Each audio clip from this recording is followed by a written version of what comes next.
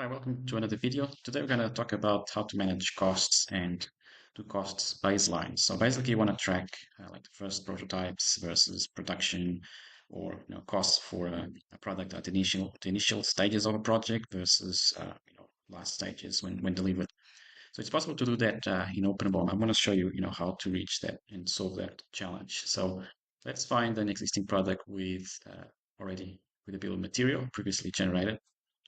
And let's open its bill of materials so we can understand how costs can be calculated and baselined using OpenBOM revision functionality and changes. So you can track, OpenBOM can calculate costs rollups easily. So you can calculate total cost of initial product or bill of material, calculating the total from all levels or all assemblies and sub-assemblies. So you can track that extended cost summary.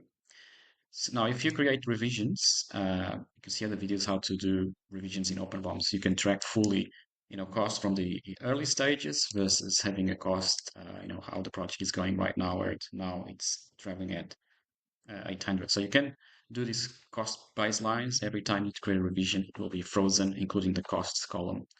You can easily use this to export to another system. So you can also, do comparisons there. So you can export all revisions, which includes all those costs baselines and use other tools to do reporting. Inside OpenBOM, you can also use the BOM compare tool to compare those costs estimation. So if you do that, you can also see that OpenBOM, the BOM compare tool can give you that calculation, like for example, from latest comparing with the first release. You can understand what has changed in terms of cost differences.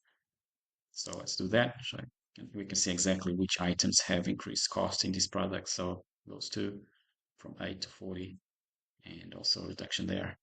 So I hope you like this video. It's a simple solving the problem how to do cost baselines and calculations from different stages of developing. Thank you. See you next time.